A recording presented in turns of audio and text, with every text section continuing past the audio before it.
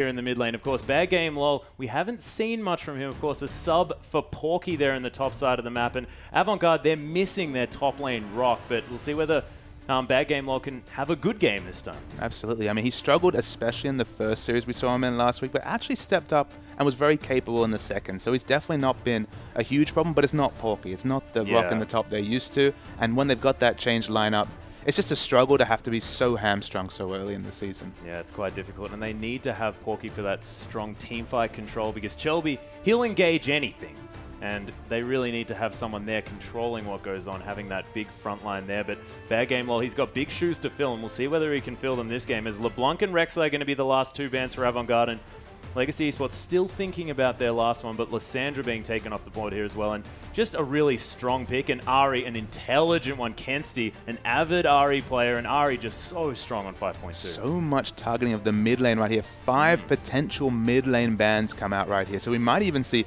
an early blind pick mid just because a lot of the flavor champs are gone already. Xerath is an option there. Bad game, lol, opting to go into a Gnar here, and this is a dangerous pickup. We saw Perfections from Direwolves against Bad Game Lord just destroy him on that Aurelia in this exact matchup, and Carbon now able to look at the highly coveted J4 pick.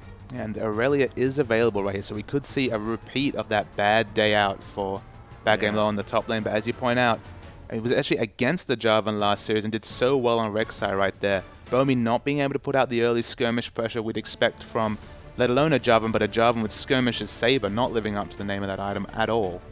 He's going to have a bit of fun here with some of the hovers, though. Yeah, just switching over to some very interesting pickups here. The Victor hover, definitely a shout-out to Minky Whale, still affiliated with the team. Arguably my favorite Victor player here in the Oceanic region. It's such a deep cut. He's been a top laner for so long, but still so associated with Victor from... I, in fact, associate Minky Whale with the Rabbidan's Death Cap. I find I just immediately affiliate him with that item just because he always picks it up. But the lock-ins are going to be Morgana and Lee Sin. First time we've seen Lee Sin coming out of Carbon so far. And we'll see what he manages to do with it. Of course, every jungler has to be able to play Lee Sin, but it's not necessarily Carbon's comfort champion there in the jungle. No, definitely not a comfort champion, but definitely something that he can put to good use right here. And Chelby, the jungle pool is very strong in this game. No bans coming out. He's already shown the Jarvan off, so Jarvan is available. Obviously happy to have the Jarvan vs Lee Sin matchup if you're willing to leave it up right here. But the one thing we haven't seen so far is the Nidalee jungle. And we've seen a couple people thinking about, although Kensti, a wonderful mid-lane Nidalee player for forever and a day. With that lock-in, though, it might be our first jungle Nidalee. This could be exciting. Maybe Chelby just playing with our minds a little bit. We don't know where that Nidalee's necessarily going, but Kalista going to be locked in here, and that could be a dangerous pickup, although that Lee Sin already been shown, so no Vise in order to counterpick that one out, really lock down that Kalista, unless, you know, they put Lee Sin somewhere else. You can put him in the top lane, chuck Vi in the jungle. So we've seen 3 games out of Tallywhacker. 2 of them were on that Kalista. A win and a loss right now. Yep. Graves is the other champion is shown. He's going to mull over the Sivir right here. Staying with the short-range flavor. I don't know if we're ever going to see the Tallywhacker Caitlyn. We'll have to see if that ever comes out. Play it. I've actually witnessed him playing the Jinx in solo queue. I was actually playing that one last night. So maybe the Jinx, although she can just switch over to Pow Pow. And she's short range too. That's true. He always has the option. There's always the option, absolutely right here. But I do like the Sivir because you look down the lineup right here, especially, let's assume it's going to be a support Morgana, especially with the Aurelia lock-in right here. I mean, we've seen Morganas in mid and top all over the place. Oh my goodness. I'm so excited because Tallywhacker, known for his aggression and early power plays in that top lane, now on Draven in the bottom lane. If there's any champion that you could associate with sort of Riven in the top lane, what would you take then to be that level of aggression in the bottom lane? I'd say Draven. It's all-out aggression right here, and I guess he's banking on the fact that in the first 3 picks, no one was really picked up that could really deal with that Draven pick. There wasn't the targeted CC or the burst potential coming out. Of course, if Gnar gets in the right position, he can really hurt anyone. But they're going to have to really address that right here. Junie might pick up the Leona. That at least gives them a bit of long-range targeted CC. But we've seen across scenes, if Draven can really get going, I mean, we have to mention Crystal right here. Oh, yeah. He's been really sending shockwaves around the world with his Draven play. Interesting to see the OPL also being the highlight of some great Draven play. Yeah, and Tallywhacker also just a gifted mechanical player as well, so you could imagine able to eke out the last bit of DPS from catching all of those axes and really dancing around these fights, getting all of that damage down. And A Draven that gets ahead early is a disgusting thing to watch, and we've witnessed it before, and my goodness, it was dangerous. But Kensti going to be picking up a long-range mage there in the mid lane, not going for his assassin flavor that he can go for, but similar to a lot of the champions that he really enjoys, and we'll see how he goes here, because, you know, having a Xerath and a Gnar on the team, that's decent synergy there with the Gnar ultimate and all of the CC you can bring down, because then you can just land your skill shot so easily. And absolutely, and it's also a safe blind pick mid. You know, he was forced to blind pick the mid lane right here. Xerath doesn't have any real bad matchups right here. You could say maybe Kassadin, of course Kassadin's banned out right now. There's so many mid lane bans. We mentioned 5 mid lane bans. Most of the champions that can deal with Xerath are already gone out of the pool right here. 1 left. Whoa, Cassiopeia being picked up for the mid lane. Choo-Choo's going to be hopping on that champion. And this game just got interesting because, of course, Cassiopeia, not with the longest range, but in the hands of Choo-Choo's, you can never really rule him out. If you ever confirm that Q damage right there, it doesn't matter if you're playing from a long range away. Even if it's the max range Q, the burst of movement speed into all that Twin Fang damage is just really painful coming out of that Cassiopeia right now. At the moment, at least, he's mulling over some super aggressive summoner spells with the double utility movement spells right here to chase down anyone. So even if they rotate this Cassiopeia into an off lane after the turrets are down, you not want to go 1v1 against that Cassiopeia. Oh no, and you can imagine it would also be used for that escape because Shelby, he's really going to want to be ganking, and see whether he can when he's sitting on the Nidalee jungle, which we haven't seen Shelby play before. Of course, sort of a new flavor here in the jungle now that these large monster camps can actually be hunted by that passive.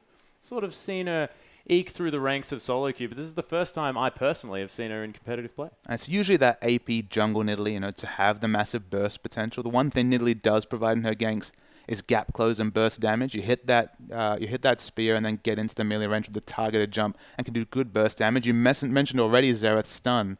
Yeah. Theoretically, there's a lot of burst damage coming out in the mid lane right there. Against Gnar, it's a bit more situational, but he kind of has to rely completely on his lanes to set up kills, because otherwise, just no CC available from the jungle Nidalee ganks. Yeah, it gets a little bit difficult, and we'll see whether Chelby does go for sort of an invade-style Nidalee. We've seen a lot of Nidalees utilize the fact that they can get around so quickly in order to really put pressure on the enemy jungler, and we know that Shelby, he has no fear about entering the enemy jungle, and he'd be more than happy to mess things up for Carbon on his way around, who really likes to be in control of his lanes and shock call from the jungle. And if he gets disrupted, it might be a way to get through Legacy's tight early game. And kind of the interesting other flavor that Nidalee brings is in a siege, they've got Xerath and Nidalee, so much long-range poke. The spears still do very respectable damage, but still have a lot of potential in a siege right there. They have a decent front line for the Kalista to move around the back with that Gnar and the Leona. There's a lot of team comp synergies coming out right here. It's just the Nidalee's kind of an all or nothing pick. If it gets going, it can be massive. If it struggles, yeah, it could be a problem. But we want to hear what you guys think. Of course, it is difficult to tell. Both team comps looking incredibly strong, but head over to Twitter and let us know using the hashtags, Legacy win and hashtag AV win. Absolutely. Depending on which you'd prefer, because I'm personally unsure, because Shelby showing us something new, and Nidalee can have a lot of control, and we haven't mentioned Misui now picking up the Kalista. Yeah, it's a different pick for him right there. Misui we usually think of as a Corki main. He's a wonderful Corki player. Really struggled on the Ezreal last week. That's the only other champion we've seen him on right here. Interesting to see if his Kalista's on board with that Corki, or if he'll struggle on just, you know, something out of his comfort zone. Yeah, and having Johnny as well on this Leona, we saw it working to great effect against Legacy, but that can be difficult playing something that Legacy are so comfortable with. They, of course, showed incredible amounts of prowess on that particular duo in their last game. They might actually know how to beat it as well as play it. I guess kind of the thing they need to do is keep down this Aurelia, because if you have an Aurelia who can aggressively dive onto the Kalista and maybe isolate the Kalista from a fight if she can't spread her Ren to the backline with the Hurricane, for example. If she's really struggling to get through a frontliner, we've kind of seen Kalista's super struggle. I remember, of course, J.K. Smithy's Renekton so well isolating a Kalista and really stopping her from spreading her damage. If she's able to free hit, you know, if it was, say, a double AP comp with no true frontliner, Kalista can be massively strong. We've seen that across the scenes. It's only when the true tank can really get a big stack of armor and shut down her movement that she really struggles in a fight. Yeah, that's true. But let's have a look back here. Of course, Legacy playing against Chiefs in their first match, which was sort of the big one, arguably our two biggest teams, and the Chiefs coming out victorious. And it seems to me that, especially considering their match against Sudden Fear, they're looking a whole lot better. And I think it comes down a lot to Carbon and Ejim now being on sort of engage-heavy champions, knowing what they're fantastic at. And the Janna didn't seem to really be as useful, although Ejim's seen a lot of success on that champion. Now with the Morgana in his hands and last game with the Leona, looking a lot better because he can go in, he can start the fights for his team. There's just so much more initiation flavor when those are the two people they really rely on for their initiation. Reliably, it's been Carbon and it's been Ejim. And they've got those champions available to them right here. They've got a very proactive skirmish comp in the mid game. The one thing you can say about that first match against Chiefs, they went very reactive. They went for the Hecarim top, they went for the Lulu mid, they cleared waves, and they were kind of looking for a late game that never came. Ever since then, we've seen the much more aggressive champions out of Choo-Choos, the Syndras, the LeBlancs of the world. They've been trying to make things happen, and that's been hugely successful for them right here. I'd be surprised to see them again in the season go for those more passive games, because it's when they're taking it to the enemy team that Legacy really looked like the team that propelled Oceania to those wildcards. Yeah, and they also, must take a lot of time looking through the games that they may have struggled in and really identifying exactly what went wrong and how they can change it, because the teams comps that we've seen afterwards have been somewhat similar, going for this sort of pick flavor, trying to go for that sort of mid-game damage, and it's been working so far, and until it doesn't work, they're going to keep trying to go for that because that's what makes them comfortable. Absolutely. If it ain't broke, don't fix it. Exactly right. So let's hop into the game, ladies and gentlemen, with Avant Garde now taking on Legacy. A real test here for Avant Garde as they had a rough 0-2 week. Legacy now 2-1. Avant Garde picking up the blue side and Legacy on the red for this matchup. Missouri, he's going to find a snake in this mid lane. It definitely hasn't let up for Avant Garde. A really tough first 4 outings for them. It'd be a real big deal if they couldn't get a win on the board. It could be very difficult for them. And I really like the pickup of Ghost here on Choo-Choos, just because you get the movement speed boost already from landing a Q, and he's going to be so fast on this snake. And if he can itemize the Rylai's in there for the consistently refreshing 35% slow on that Twin Fang, I mean, you're never going to stop chasing down someone when you have such a burst of movement speed, and you're going to be slowed down to a crawl.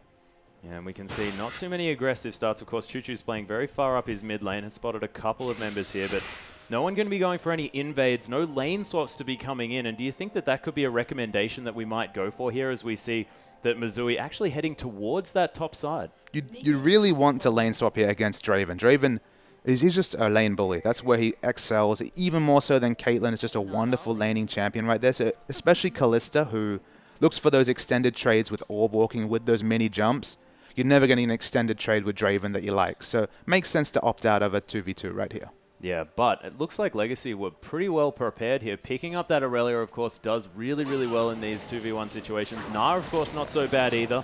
But Legacy, they are going to be prepared. And I think it'll be about getting those adoration stacks to pay off throughout this mid-game when Legacy can sort of force skirmishes around this map. It is interesting that they were completely able to initiate this lane swap with no extra information from the Legacy right here. If they had gone for the aggressive invade for wards, really got those lane wards down, they could have potentially got everything. A decent 1v1 matchup and a very favorable 2v2. With this lane swap, it just gives Avant, and especially Missouri, a little bit more time to breathe.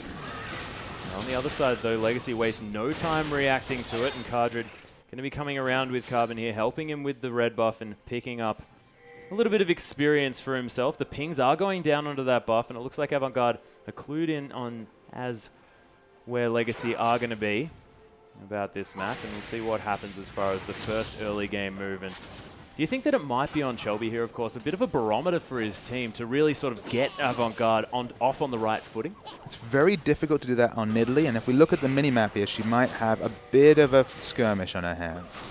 Could be a little bit of an issue as Carbon has discovered Shelby. Shelby going to throw down his trinket just to see whether he can snipe away this red buff. Going to spear it in the back of the skull, actually, as 2 members of Legacy are here. And this is very dangerous. Bad Game Lol is coming around. He's blown his teleport, actually, trying to get to that bottom side. Ejim's come around here as well. There might be a fight over here as Carbon's going down very low. Kensti throws out that Arcano Pulse, and Carbon picks up the red buff for his second now of the game. And Legacy looking to 3-buff Avant Garde very early on. You have to say Avant Garde, their rotational play there, especially in the terms of the jungle, was really lacking. Because look what they're...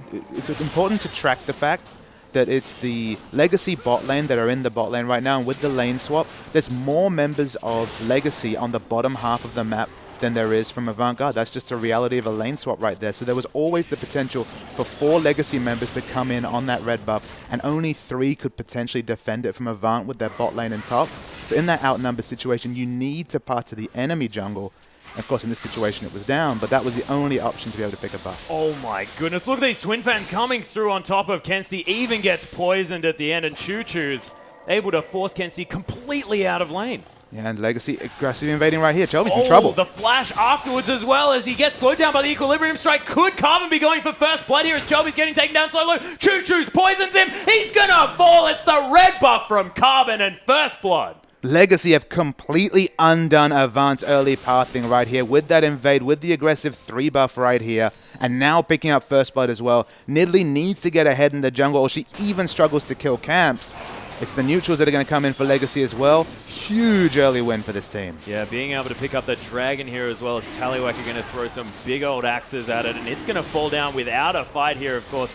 Avant Garde need to wait for Shelby to be there to be available, and it's going to be very, very difficult now. That first dragon going to go down. Of course, 6% stats, not too meaningful here in the early stages of the game, but Legacy are going to be more than happy taking away that big objective already. And it shows just how smart Legacy are. That actually Carbon just dinged 3 from picking up that dragon right. He was actually behind in levels to Chelby because of the strong jungle follow coming up. But there's so much CC, gap close, and even execution damage coming out of the Lee Sin Aurelia that the jungle follow was just hugely successful there for Legacy. And Juni now actually coming down to help Bad Game Lol out, leaving Missouri in that 1v1 situation. Always difficult to do here with a Kalista who relies on having that lane partner there in order to really utilize her kit. Absolutely. She's going to try and hold the wave as much as possible to deny Aurelia CS, because Aurelia just entering top lane for the first time right here. In no rush given where the wave's at, but she'll just try and harass this as much as possible as we Tallywhacker down bottom. He's Draven, so he's going to get every auto when he can to trade. Oh yeah, even taking a turret shot, but he's going to be more than happy and managed to hit him with an axe. Definitely worth on the side of Tallywhacker. Drops an axe, just one. He's not too worried, just going to press Q yet again. And Bad Game Lol and Johnny just have to sit back because there's no way they can enter a lane here against this Draven. So you might wonder, you know, just going back at this level 1 action right here in the jungle, as you see Bad Game Lol is going to eat a bit more damage right here, but why did this game kind of pan out the way it did in the first few minutes? You notice that Bad Game Lol had to teleport bottom, cut short the jungle follow, because Tallywhacker and Ejim were pushing very aggressively in the bot lane, whereas we saw the freeze coming out from Missouri. So he had already blown his teleport. The jungle follow had ended. That's why, again, that started everything. That's when the invade came in. The numbers were unbalanced, but Legacy basically ruled the roost for the first 5 minutes with their rotations, and Avant, in trying to catch up, have already found themselves in a gold hole.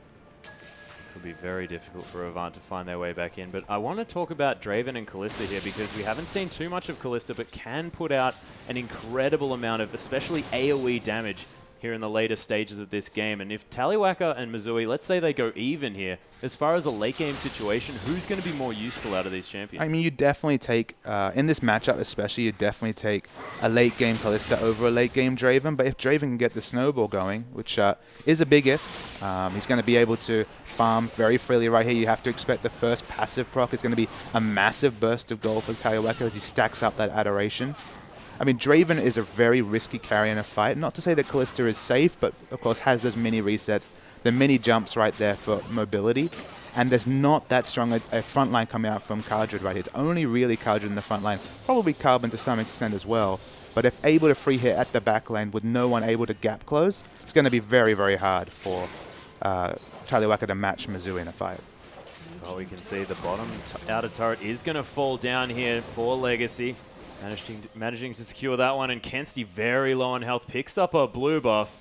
Choo Choo, as you can see, has so much power. That Miasma clearing out these waves here as well, and he's healthy. He's managed to pick up his tier, does have a ruby crystal here as well, and that could now be going towards that giant spell to possibly begin the makings of Aurelia's Crystal Scepter, like you were mentioning there, Papa Smithy. And this is the first, one of the few matchups that Xerath has where he's actually completely unfavored, even in terms of CS right here. Even though he has the long range, he has to basically forego auto-attacking at all, and he doesn't have the AP to instant clear until later in the game right here, so he will be denied off CS. Probably about 10 to 15 is the par, but already a 22 CS being opened up by Choo-Choo's. Yeah, and Choo-Choo's just playing so far up this lane as well, not afraid of the Nidalee ganks that won't be able to lock him down. It relies on Kenstead landing that stun, and Chelby, he's going to be spotted by Carbon here. Sonic Wave's going to land. He's trying to pounce out of the way. The miasma to come through. Choo-Choo's with so much damage and picks up a kill for himself on this Cassiopeia. And Chelby, skirmishing is the one thing that Nidalee really struggles on. Any sort of invasion, her low base stats are a big problem, and that's what Legacy are preying upon right here. They're so aggressive in the enemy jungle. There's no safe pink wards down from Avant right here, and realistically, Chelby can't even enter his own jungle. No, and Tallywhacker is in fact going to pick up that red buff as well. So this Draven, no one on Avant's team can go near him. And the interesting thing right here is you say, all right, why don't we usually see AD carries so aggressively staying in lane, even overextended right here? They're not worried about the Nidalee jungle pressure at all. She's a damaged jungler, a damage ganking jungler who's behind. Realistically, they can shrug off her damage right here, and Carbon's just going to sit aggressively. Oh, Chelby's actually going to find Carbon here, right at the arcane to come through. Can he land the dots, the teleport to come down, and Chelby picks it up with a spear. Cardred, nothing he can do. Yeah, Chelby gets himself in the game with the kill right there, still behind in level, still struggling, but a big win for Avant to at least pick up a kill to halt this momentum. Yeah, Kenstead not going to land any skill shots here as Chelby's found his way around. Is going to land the spear. Oh, beautiful petrifying gaze, and Chelby takes so much damage. The primal surge helping out, but Cardred with the equilibrium strike. And Tallywhacker going to be upset that Whirling Death didn't pick up the kill. Yeah, sent it in from downtown. Couldn't pick up at least an assist for his trouble right there. But the fast push is on right here. We've got a lot of people trying to help them push in this mid wave. Yeah, Cardred coming down here as well. Bad Game Lord does have some time with that top outer turret. And Cardred forced off. He needs to go and deal with this big guy up here in the top lane. Does have a giant spell to his name as well. Just the Phage here for Cardred. So Bad Game Lord not having a bad game at all this stage, despite his name. And we need to see Avant really try and get some vision back in there. You can see Juni's trying, but of course putting down a ward in the pink, that'll get denied right here. The second dragon is up. They have the timer here to Avant, but realistically with no wards whatsoever down, it's going to be so hard to try and engage anything here. Yeah, Spear going to land onto Carbon. Shelby wants to try and get a steal if he can. Carbon actually takes half of his health from the dragon, which was started up, and Legacy actually forced back. Yeah, they're smartly grouped here to try and deny as much vision as possible. They're going to get some in. Bad Game Law has a teleport up. No teleport up for Cardred right here. So maybe that's why Legacy are backing off right here, because there is the potential for the 5v4. Yeah, and Missouri, he's going to come down here to this bottom side. It's a dangerous location. Here be dragons, Missouri. You have to be careful. But, of course, Tallywhacker not quite in lane yet. And Johnny, you can imagine that as soon as these guys see Tallywhacker, they're just going to remove themselves from the area. Yeah, Masses, of course, farmed very well right here. Is 18 CS behind the Draven, but given the matchup, you can tell it wasn't a 2v2, given it's only that smaller disadvantage right there. We've finally seen the 2v2, but Cardred has the red and top, so it's going to deny away. And they can overextend quite freely right here because they have they've had so much aggressive vision right down, but it's started to dissipate, so they have to be careful. And Shelby, even in levels to Carbon here, as Carbon's going to try and take away this ward. Does get the last auto attack on it and just safeguards his way out after taking a spear. The rest of Legacy have rotated around. There is a teleport available from Bad Game Law, but he doesn't have the rage, the spear to find the dragon, but not going to be able to secure the kill, and Legacy now with their second. You could tell from the positioning of Leona and Kalista in the bottom lane, they weren't looking to contest that objective. I would imagine that even if the rage was up, they realized that at the moment they're outmatched. It's now a 2,500 gold lead for Legacy right here. Their champions are definitely relatively powered up. Not the Blade of the Ruin King completed by Maz yet, so the AoE damage probably not going to come in, given that he's going to start with the Blade of the Ruin King. Yeah, well, of course, Hurricane does build out of 2 daggers as well. Might be deciding to go for a Bilgewater Cutlass into that one, but you're exactly right. Looks like the Blade of the Ruin King to come through first, and we'll see whether this one's going to work out. Of course, we've seen a whole lot of different builds to come through for Kalista. You can never say which one's the best and which one isn't, because all of them have had mixed results. And if I was a betting man, I'd definitely say it's going to be the Hurricane second right here, maybe because they have the Xerath, because they have fairly respectable wave clear. They don't have to rush to pick up that Hurricane. Maybe looking for a bit more trading power with the Blade of the Ruin King first. And you can imagine trading power is something that they're definitely going to need, as Tallywhacker is going to be wanting to go aggressive at all times. As Missouri just not wanting to go near him, he's just going to back away. See the pressure in mid lane right here. Ejim's roam is already on. We saw in the previous game his Leona gank very early into the game after his first shot with mobility boots set the tone for that lane and really caused a situation where Choo-Choo's was completely in the ascendancy in the mid lane against Paps. This situation, he hasn't actually needed to do that. There's already been the natural advantage for Cassiopeia in this lane. And yeah, you called it. The Ryle's coming out first. Yeah, and interesting first buy here. Of course, Cassiopeia's don't necessarily go for that CC until generally later on, but wanting to go straight for it. After that tier is going to have that Seraph's Embrace coming through relatively soon as well because she spams so many abilities. You're going to be able to stack that tier up with relative ease. On the minimap, we do see Avant smartly grouping up their red buff. The first two were contested and taken away by Legacy, so it's smart to get the pink wards down. It's a good adaptation right here. They're trying to stop any invade coming in from Legacy. And yep, it's been successful. You see Carbons away from them on the map. Man, that's actually 3 pink wards here. Is that almost too much resource spent in just securing their own red buff? So if this was the previous series from Legacy where they had the LeBlanc, they had the Fed Assassin, the 3 pink wards would be just enough. It would be just enough to deny any picks. But with the slight difference in comps right here, especially this early in the game, maybe it will provide value in over another 10 minutes. But that's 300 gold invested just to keep up their red buff. Yeah, and Legacy actually rotating around here to this top side. Oh, Dark Binding catches Band Game Law in a bounce. Beautiful aim. They're not going to be able to capitalize, but Ejim just showing off his skills. Absolutely. Got the skill shots on down, Pat.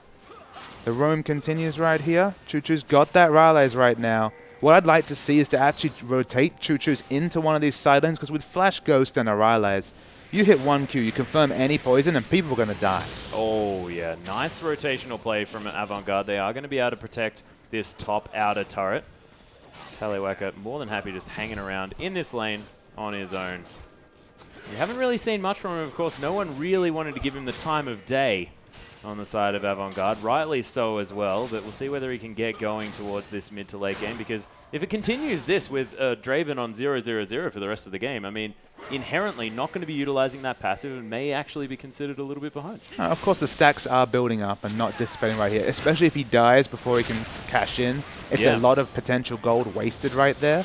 But I mean, Legacy in general, you have to say, the pressure has been taken off the pedal a little bit right here. The pink wards have been successful in at least stopping any snowball coming out from Legacy, but there's still a lot of this game left. There is a lot of this game left, but if the game from Legacy just before has anything to go on, man, things could be looking dangerous here for Avant Garde. As Kensti, he's going to get poisoned and just die as Johnny going to be hanging out. And we're going to go to a quick pause, ladies and gentlemen, as we have a slight disconnection, but the players are going to be trying to get back into this game. And Kensti dead again, and Choo-Choo's just looking on form today. Yeah, the Ryle's does double up with that extra health pool. The extra 500 health helps with the aggressive turret dives right there. And again, confirmed 1Q, you can flash away, but against a Flash Ghost Cassiopeia, you're going to die. Yeah, there's no escaping from that one. You're going to need to be in your fountain, I think, in order to escape that. And even then, I probably wouldn't bet on it. Yeah, absolutely. Things can get dangerous. You know, slowly venture back from the fountain, considering his options for next fight. This is not many options against someone that can reapply the Ryle's every 0.1, 0.2 seconds when you confirm those Qs right there. It's an impressive build from the Cassiopeia. It's a 1v1 specialist item, but it's so good in that situation. Yeah, and what is the answer here that needs to come through from Avant Garde to really keep down this Legacy lineup? They've got so many sort of volatile members, of course, looking at Tallywacker and Choo-Choo's that need to be dealt with. Do they have the tools? They have the Siege. The group Siege is actually very strong from Avant right here, and it's the long laning that's going to really cause the struggle right here. If they're letting the Cassiopeia get in a 1v1 situation in the side lane, they're doing it wrong. They really want to group, focus down objectives as much as possible, specifically those structures, and trade upon the strengths of their comp, because Legacy are really pushing the limits of theirs. Yeah, they really are, and picking up early dragons here as well, making sure that they have that neutral objective snowball to go along with this one. I mean, the first one that, you know, Avant Garde are going to have the ability to contest is probably the 3rd or 4th dragon. And that's almost unheard of. And only really the second one is one you can afford to skip over. It just gets worse from there as people get positioned towards the 5th, and the 3rd has all those rotational movement speed advantages that you pick up right there. Yep. So the first 2, you can afford to lose them. The 6%, if you pick it up in late game, is just as potent. Yep. But the 3rd one's oh so important. Yeah, and the 6%, of course, not meaning as much in the earlier stages of the game when you don't have as many statistics to get 6%erized. That's a technical term. I coined that one, 6%erized. Do you like it? Multiplicative, also a fun word that we can use to talk about how good that spell is. Oh, that's an actual word. I'm not into that. That's not my bag. I apologize, ladies and gentlemen. We are still going to be waiting for this game to get back underway, but Kensty in the death chamber, a little bit unfortunate. Arcano Pulse just not really able to clear out these waves just yet, and he needs to get some items because if they want to stall this one out, it's almost on Kensty. And again, you can see they're so inherently different champions, the Xerath and Cassiopeia. Cassiopeia is going to play in that short range, try and get the slows on, confirm that poison and go in, whereas Xerath, he's happy to do damage at 1100, 1200 range, right out the back right there. So because it's been those skirmishes, because we haven't seen the extended team fights or the sieges, we're seeing completely the advantages that Cassiopeia's kit naturally will have over Xerath's. And it's going to take a few AP items for the instant wave clear to come out, and then things will get just that little bit better for the Xerath. Yeah, and hopefully he can get that because, of course, a lot hinging off this one. Bad game lol, haven't seen too much from him. Had a little bit of an unfortunate experience in the early stages as we hop back into the game. Tallywacker just farming up here on the top side. But bad game lol, still 0-0-0, has been farming up very nicely on this Gnar, and we know his potential. Of course, Gnar is a ridiculously strong champion. Yeah, I mean, very competitive CS right here. We've seen this matchup blow out a few times, but it's even right here. Chubby's getting damaged gank into Kardrid, but won't be able to take down that tanky Aurelia. Yeah, and actually Kardrid having a bit of a giggle here as well as Johnny's going to fall down in the mid lane as Choo Choo's more than happy to tank up this turret. Has so much health with that Rilee's now completed. And I didn't really see what happened there in the mid, but you have to think that it may have been the Petrifying Gaze. Yeah, the Petrifying Gaze is on cooldown right here. The burst damage coming out in the chase. Again, we keep talking about the chase right here. There was a reason for that for so long that Rilee's was considered an AoE spell on the E. You could only get the 15% slow on. The moment it was changed and Cassiopeia's come into vogue, you remember that if you keep reapplying a 35% slow, it's so much power coming out of one item pickup. Oh yeah, and now Choo Choo's actually managing to pick up a needlessly large rod as well. And we haven't spoken really about Cassiopeia's incredible potential for massive ability power numbers with that passive. You, of course, get pretty much a free Rabbidan's death cap. Yeah, 30, just by getting poisoned. Absolutely, the 30% extra AP on the ultimate. You can add another death cap, and then damage really gets silly right there. I'd expect a Zhonya's right here, just because Cassiopeia does so much damage in close range. She can be assassinated down quickly, but the eventual death cap will really get some multiplicative action going. Yeah, I was going to say, this is an opportunity for some multiplicative things to go on. Of course, I was going to practice that word that you just taught me before. Oh, you pulled it off pretty well. I didn't have the opportunity there, Papa Smithy. You were just right there. Oh, spear to the head. Dragon not going to take too much damage from that one. It is going to get started here. And Avant Garde looking to potentially contest this one. And they do have the siege potential. They may need to get a whole lot of damage down to Legacy to really be competitive, though, as the Solar Flare going to be flashed out of from Choo Choo's. Doesn't have any more escape summoners available. Of course, that Ghost was on cooldown. Dark Binding not going to find Misui. And the Dragon going to just go back to sleep. But with both of those escape summoners down, going to have to be so careful with his positioning right here, Choo Choo, and just literally going to have to hang back, do a little bit less harass, and just be very careful to not be assassinated. Shelby actually getting caught by that Dark Binding, but no aggression as the Dragon, the third Dragon, going to go down for Legacy. Kardrid. Fancy footwork, going to dodge out of the way of that stun just by the tip. He's going to be A-OK. 1-5 now. Legacy stretching their lead about 5,000. And these Dark Bindings are finding Chelby wherever he is. Yeah, even out of vision that time was just very impressive tracking coming out from Ejim right here. Speaking of impressive, 43 CS is the advantage between Tallywacker and Mizui's Kalista right here. And she's in a bit of trouble on this minimap. Oh, yeah. Actually dead there in the bottom side of the map. Kardrid just going to solo out Misui. Oh my goodness. And the split push now begins. Yeah, remember there was 3 pink wards in this jungle to give them defensive options here, Avant. And all 3 are being cleared out right here. 300 gold down. They get that assassination on the Kalista to give themselves the complete monopolization of this blue side jungle. And Avant, they're just running out of room to farm to get themselves back in the game. Yeah, the thing that I want to know here as well is Ejim's percentage of skill shots hit, just in general, because he has been so impressive on the likes of course, Thresh and now Morgana. really looking great on those, like the skill heavy, the mechanically heavy support champions. And it does make you wonder out loud why we saw the Janna come out in that first series. Maybe it was just global trends and going, well, Janna's very much in vogue, she's super powerful, but you put him on an engaged champion here, E-Jim, and you get the results like this game. Oh, he looks fantastic. Scrying Orb going to spot the rotation from Legacy here as they head to the top side. Ooh, Dark Binding going to land on a Missouri. No surprises there. Thanks very much, E-Jim, for confirming what we were just talking about. Bad game log going to be forced out here as well. As he's transformed, Avant Garde have a slight opportunity here to utilize their Mega Gnar, but not going to be able to as Legacy. All going to back off. They did a decent dent to that inner turret, but reserved play coming through from Legacy. There's some wonderful power spikes coming out of Kardred and this whole Legacy lineup right here. The one-item power spikes compared to their compatriots are just so much more significant. Infinity Edge versus Blade of the Ruined King. Now we see a Zeal on the parts of a Phantom Dancer being added. It was Trinity Force against the Sunfire Cape. Now we see the tankiness coming through on Aurelia right here. You can just really tell the advantage that Legacy have grown just in terms of the items right here. 6,000 gold worth of very worthwhile stats being picked up. And Avant, all they can really do is hang back and try and clear waves. Yeah, they need to turtle this game out for as long as they possibly can. Of course, not too many deaths on many members apart from Shelby here. They are looking just to try and stagnate this one. As the Sonic Wave going to find Shelby after the kick, but he's going to be okay. Not too much follow-up from Legacy as Carbon just asserting his dominance here.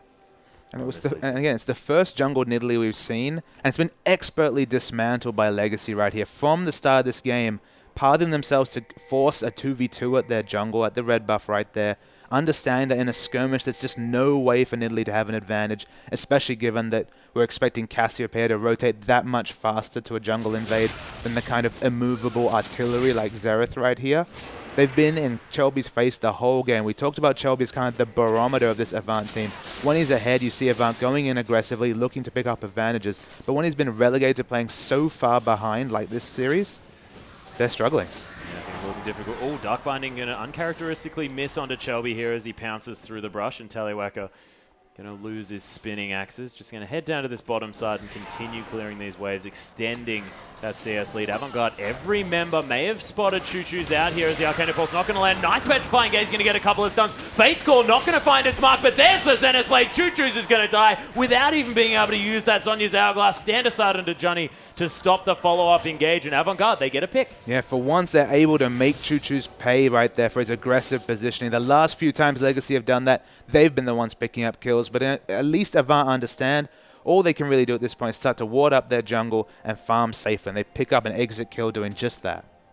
Yeah, Bad Game will actually going to teleport here to this top side, stop the split push from Cardred here. Does have himself a Sunfire Cape, so some early stats coming through on this now. He's going to be feeling pretty good about himself. Legacy, gets spotted out by the arrow from Missouri. Nicely shot in there just to try and stop any funny business, and Legacy going to have to just slink away, tails between their legs. Bad Game taking so much damage from Cardred here, and that was a crit, I believe.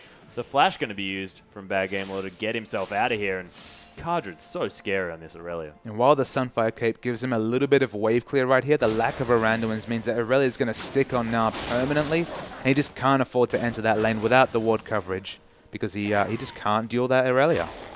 And he's also forced to build so much magic resist as well, just because of the consistent damage that's going to come through from this hyper carry in the mid lane, this Cassiopeia. Yeah, Cassiopeia does a lot of AoE magic damage. He's going to incidentally pick up so much, but if he goes too far into magic resist right here, he's just never going to stand up to Taliwaka's Draven. 0-0 Draven at 24 minutes into the game.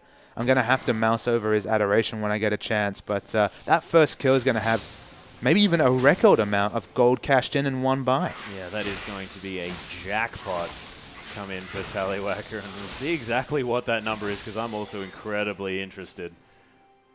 And Draven just in general is so terrifying when there's that sort of the chance that he could explode and pick up so much money and just finish this gigantic item just out of nowhere. And as soon as he sort of comes back, you just die over and over again. A snowball item on an 80 carry that's all about damage is just such an exciting mechanic because there's so much more potential for him at this point. If he picks up a kill, I mean, the kill gold's going to be nice, but the cash-in's going to mean a straight Last Whisper, a straight Bloodthirster, basically any item he's looking for.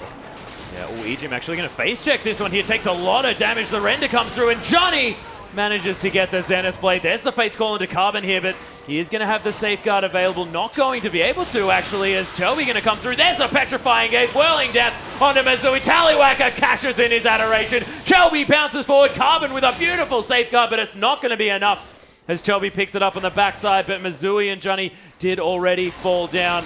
Chelby just trying to farm up as he makes his exit. Is he going to have enough pounces as Cardred has so much movement speed? Chelby looking for a brush, pounces through it, and this could be the Benny Hill music moment here for Avant Garde. Yeah, not quite as much movement speed available for Nidalee as per the previous times, but excellent pounce right there. Very nice Nidalee mechanics. She's going to try him back, but finds Ejim with his trouble. Actually going for the fight here as the Soul Shackles actually gets broken here from Chelby. He's on an expedition looking to just clear out some creeps and wander around this base, and I think he knows that he's dead, but he kept them busy. Shades of Darian right there with his escape across the map. Just trying to buy time, but Avant need a couple more of those moments just to clear waves right here. Get CS back into the game. They're now 8,000 gold behind, and the turrets are falling. They are. It's actually going to be a turret for Avant Garde here on the top side of the map. Unable to go and clear that one out as they were chasing after that kitty. And the kill actually went over to Ejim with no assist for the rest of the team. So Chelby doing a decent job here, of course. Ejim, not all that are required to have too much gold. But I mean, it's, you know. And Tallywhacker cashed in. The bonus I did catch was 1372. So 1,372 bonus gold coming out to the Draven right there. Almost just basically 100 gold away from the Bloodthirster right here. Opening up a massive gold lead basically just from, anyway, it's 80 CS and the passive. So 4,000 gold basically is the lead for this Draven. Yep, think about it. That is a Trinity Force that he is in the lead. That's terrifying. That is just terrifying. Mazui not going to be able to go anywhere near him. Bad game, well, probably not going to be able to either as he dodges out of the way of that Sonic Wave. Legacy going to be pressured away from this Baron here, knowing that Cardred is in that bottom side. Does have that teleport available. And Legacy, they're playing a little bit more scared than are otherwise required to, in my opinion. Yeah, they've been trying to be assertive, but remember, they've been punished twice going for the aggressive invade in the red side jungle. Avant have spent a lot of gold this game on pinks, which is both necessary for them to not get strangled out of their own camps, but it's just delaying their power spikes in terms of items right here. You see, still no Runan's Hurricane completed on Callista against basically a 3-item Draven at this point. The Randuin's finished as well on top of the Trinity Force here for Cardred, so that the front line is very strong, and the damage is just not there to deal with the tanky Aurelia. But the one thing that we can talk about here for Avant Garde is that Kensty's finished off that Rabadon's Death Cap, is now able to clear out these minion waves just with 2 abilities. So that is definitely good news as far as the Avant Garde ability to stall out this game. But we've spoken about Choo-Choo's on this Cassiopeia. Cassiopeia is terrifying in the later stages of the game, as is Aurelia. But the siege is on now. This is where Avant look the best, but they have to worry about warding their flanks right here. The pink wards does help against the potential ward hop initiate coming out from Carbon around the back on Lee Sin, but they need to consistently have excellent wards on their flanks, because if a team fight does start, they've got a lot of squishy members, and they're going to melt against all the damage on the Legacy side. Yeah, Cardred putting them on a timer, though, as he is split pushing this bottom side. Bad Game Lol is going to try and answer it, but you have to think that Cardred has his number here as far as this 1v1 matchup is concerned. And Legacy, do they have the engage to stop the siege? That's the real question. It's very difficult. You know, they're relying on a Dark Binding or some sort of flashy Lee Sin play for initiate right here. I mean, they have excellent counter engage coming out of Choo-Choo's on Cassio, but her engage potential is just so difficult because realistically, if she's getting in your face, you're probably running in the other direction, so no stun going to be guaranteed in that Petrifying Gaze. Again, it's all about warding their flanks and stopping the flank. That's the big engage potential coming out from Legacy. But I mean, Avant Garde, after having sort of a horrible time in their jungle in the early stages of this game, they've fallen behind about 8,000 gold. Not every member is, you know, they haven't succumbed completely to the potential snowball from so many of these snowball-based champions on the side of Legacy. There is still hope here for Avant Garde, but things are looking very, very scary as Johnny actually might be caught out here. Dark Binding going to find Mazui somehow. Has the Sonic Wave to come through as well. There's a Petrifying Gaze with so much damage, and Legacy just turning it on just to prove me wrong. The flank engage right here. Carbon's going on in bad game mode, but he's so tanky. Yeah, things are so difficult. Tallywhacker makes his way around as well. The Gnar onto a couple of members, but Tallywhacker cashes in some more stacks, and the Baron is now the call from Legacy. Tallywhacker just tanking that one up himself. It's no cares in the world. There's so much damage coming in. The Bloodthirster for extra lifesteal coming out. Tallywhacker can take the Dragon Baron so long, and Shelby, he's got to run. Yeah, he certainly does. Kensti and Shelby, the only ones alive. They do have a bit of siege here. Choshus is actually going to fall down, and Kensti picks up 2 here as Shelby going to pick up another one. And the Baron does fall down right at the arcade. Not going to find Ejim. Neither does a Spear find Tallywhacker, who's completely out of mana, so not going to be able to build up any of these spinning axes as Kadra going to dance around, try and clear out this wave. Legacy, however, they were needlessly aggressive. They had their jungler and their mid laner dueling for some exit kills, while there was the 80 carry in the top lane trying to take down the Baron. It was almost needless for them to go the extra kills. In harassing away the enemy members, they gave away a couple of Baron buffs. Yeah, Kadra actually going to be teleporting in here as Blade of the Ruined King going to slow him down just a little bit. Black Shield going to come through as well. Transcendent Blade's actually ripping Shelby apart. Misui trying to dance around this one as Johnny's found his way in, and the slow to land, but no real follow-up from that Solar Flare. Oh, no follow-up. The Dragon is live, though, and they might get their first Dragon to at least slow down the objective snowball from Legacy. Baron is available here. It has been picked up by Legacy, but the Consolation Dragon to come through from Avant Garde, and Misui just trying to kite this one around. Kadra going down quite low here. Doesn't get stunned because of that beautiful Black Shield. Fate's Call going to get Johnny out of trouble. And Legacy just going to try and continue the pressure as Arcane Pulse going to go a little bit wide. Worth knowing that Legacy actually already got the 4th Dragon, so that would have potentially been a 5th Dragon coming out right there. So it would have been a massive burst of power. So denying that buff right there at least gives them a bit of time to delay and farm up. They're going to continue rotating around here. Of course, 4 turrets now to 1 in favor of Legacy. They're going to be able to steal away this blue buff very easily. The Twin Fang doing a whole lot of work on that one. And they're going to go back to this top inner turret. And they're just more than happy to tank that one up. Spear's going to land, as is Arcano Pulse, right at the Arcane, looking for Ejim here. He lands a couple of bolts, a nice Black Shield. He's going to get him out of trouble. And Legacy just going to back off. They have the empowered recall right here. They have all the options here to Legacy. Doesn't look like they want to push in right here. I mean, Avant have been very smart in delaying this game. Other teams would have fallen much earlier just because of the intense pressure that especially Chelby's been under. Chelby's been very well held this game, but he's managed to get himself relevant again. 4-4-2. They've got at least control of their own red side jungle.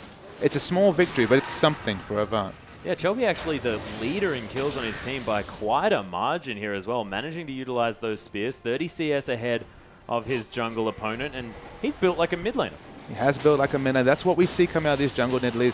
Cooldown reduction in AP, just like the old days right there. They don't have quite the assassination potential from the spear, but once they get into that melee form, the Q damage is huge. Oh, yeah, most definitely is. And see whether he can actually utilize it, because, of course, the rest of his team very far behind.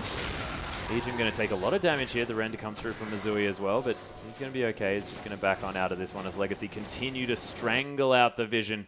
And we have another slight pause coming in, but we were mentioning Shelby might be the saving grace here for Avant Garde if they can stay in this game. If they can, he at least it doubles down on the poke pressure they have. With the Xerath, with the Nidalee, a lot of long-range poke. Again, we were talking about how important it was to ward their flanks because they're very oppressive in a siege situation. They can get so much line damage down that they can start to pick up these neutral objectives, specifically the turrets, and just start to close down that big gold lead that's been opened up by Legacy. It's just difficult because when you have fed divers like Aurelia who can potentially teleport in and start a fight themselves, it's going to kind of undo the strong siege they have. Yeah, and is the split push going to be the answer here? Because Kadra has shown that nobody can really go toe-to-toe, and it's going to take decisive siege work here from Avant Garde to really make this one work, because they have to be right on point with their skill shots and get enough damage down to make sure that Legacy can't re-engage if they're under the tower, all the time also knowing exactly where their side waves are. It's a good point. I mean, especially because, at least so far, Gnar hasn't been able to stand up to Aurelia. He can't really harangue her or really even hope to cancel her TP, because of course he only has the ultimate as an interrupt, and it's unlikely to be in position to use that in a 2v2 off lane right there. So they don't have a lot of answers to Aurelia, and if they get the right wards down, they decide to deny these pinks, get those aggressive wards on the flanks of Avant right here. the re-engage from Aurelia will spell doom for them right here. So the split push is the correct adaptation right here. Ejim get the aggressive ward, start the split push. And so far, at least, we've seen no answer from Avant. Yeah, there hasn't been too much that they can do. They have been clinging to dear life in this game, and still that 5th dragon is being threatened on the side of Legacy, and they've got that Baron rotating around them. And it is certainly a time where Avant Garde really need to just try and knuckle down and batten the hatches until this onslaught is over. But with Baron buff, I mean, these melee minions are going to be so powerful. Very, very difficult to deal with as we hop back onto the Rift, ladies and gentlemen. The pause is going to be over, and the wave clear to come through from Kensti. And he's got a bit of damage. Now has a blasting wand, almost going to have that Void Staff completed, but look at Tallywacker just tear these towers apart. Yeah, when you see Kaja with the huge health bar right there, is on the late game Aurelia right here. Even if you're Kensti, even if you have the long range wave clear, you're always conscious of a dive right here. If he dies instantly, this Avant team is just going to be undone. They don't have much of a tanky front line to support right there. So the implied zone pressure of this Aurelia is stopping the strong wave clear from Xerath from being the big factor in this game. It's looking very difficult for Avant Garde to get back into this one. I still believe that something can happen here as they have the opportunity of one of those sort of amazing Gnar ultimates to come through. Chelby might land the spear to end all spears, but things are looking really, really good so far for Legacy. And you have to say that Avant Garde just not looking like the team that managed to win finals. It's been difficult for them to find their feet here, and we'll see whether they can make a change when Porky comes back. Of course, they're rocking that top side. Bad Game Lol has been doing the best that he possibly can for their team, but Porky was a star player for Avant Garde, and they're really struggling without him, and of course, their world-class bottom lane. And they've started to show some of the smart adaptations that we'd expect out of a former top team in terms of actually doubling down on vision control. But kind of the knock-on effect right there is they've spent perhaps 1,000 to just over 1,000 gold on pink wards just to get control over this bot blue side jungle right here, and it's been consistently sweeped out right here. They've been consistently spending money on consumables when they're 13,000 gold. It's actually an implied larger lead for Legacy because we know how much gold they've been spending on pink wards right here. And Legacy, they just need that one decisive pick, and Avant's comp, unfortunately, will just kind of be undone. Yeah, and we'll see whether Avant does fall into a trap of having to get that done. Legacy still have to break the base, and they don't have a Baron in order to do it. It is up in another 2 minutes, as is Dragon. A potential trade may be opted in for here if Avant Garde can make their way around to it, but it's a very difficult one because if Legacy managed to get that 5th Dragon, that buff, adding those 12% stacks, really, really dangerous. Things could go horribly, even if Avant Garde traded for a Baron. And especially, it's not just the 12%, of course, doubling that movement speed buff as well to 10%. We talked about flanking gauges kind of being Legacy's only way to get in there, and Aurelia with 10% extra move speed on top of the Trinity Force and her natural tenacity. Very scary proposition. Oh, yeah. The Trinity Force boots too. Oh, my gosh. Things are going to be very, very scary. Has picked up the Home Guard boots, so not going to have the Alacrity enchantment for even more movement speed, which I thought would have been cute, but Teleport Home Guard will be making Cardred potentially the fastest Aurelia in the history of Aurelias. Is Kensti going to clear out this wave again? Still able to clear out very, very effectively on this Xerath, but he's been completely stifled this game, unable to make the plays that Kensti would want to. I mean, basically everyone on Avant side has had to play reactive, whether it's buying more pink wards than they want to or just playing a lot more safe than they look to. I mean, you look at the difference in items and CS between Tallywacker and Missouri. It's night and day right here. We have basically 4 completed AD carry items, a very expensive all-in AD carry build right there compared to 2 items and the startings of a 3rd one. So super struggling as Missouri. It's going to be night and day team fights, and the teleport's coming in. Yeah, Soulshacker's actually going to be focused onto Chelby here as Carbon looks over for it. The pounce to come through as the poison lands from Choo Choo's. And look at the damage as Tallywacker picks up the last kill. But Choo Choo's with that Twin Fang plus the Spinning Axe. Shelby's whole health bar was red. I mean, Choo Choo's was doing 1/3 of the health of an Italy every Twin Fang, and can usually get 4 to 5 Twin Fangs in one rotation. That tells you how much damage this Cassiopeia is putting out. The Dragon's in trouble. Yeah, Dragon's going to be taken here for free. Of course, Shelby with the smite is down. And Carbon going to be able to lock that one down here as well. The Avant Garde members trying to take a consolation blue buff He's going to be taken here by Xerath, but Bad Game Wall taking so much damage from Choo-Choo's who's popped that. Ghost here on the top side, however, Kensty's getting singled out. The Black Shield onto Ejim. Kensty unable to find a follow-up kill, and Cardred just going to beat him to death. Whirling Death, speaking of which, going to come through. Not going to find the kill.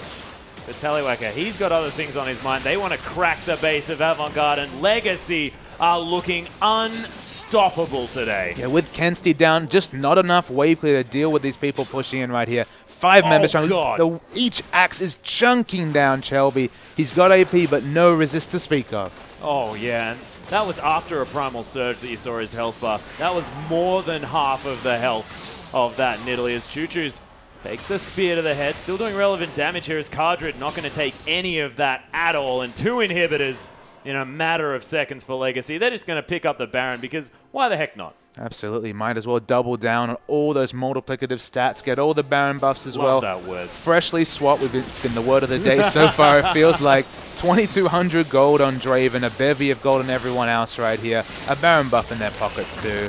And then it's going to 5-man recall like the Mighty Ducks or something. Oh, it looks strong. That was fantastic. Just see that coordination. That is synergy, ladies and gentlemen. Legacy showing you exactly how to do that one. Of course, a little bit sort of the tip of the pyramid, not that great. Need to work on their flying V, as you mentioned, but looking fantastic, Legacy. And looks to be the circling of the drain for Avant Garde, very unfortunately, unless they can get a hero 15 team fights in a row. You have to think tomorrow's scrim block going to be just refining that teleport technique there for Legacy to cap on these victories they're coming into, but they've caught Shelby. Yeah, it's actually Soul Shackle's not going to find its mark, but Tallywhacker just going to kill him instantly with the ultimate. Mazui taking so much damage as the kickback onto Bad Game Wall, just into the back of the team. Normally a bad idea. Does get a nice 2-man down, but he's just going to fall as soon as Tallywhacker gives him his attention, and Mazui, the last man standing, accepts his fate. Yeah, that was very cute.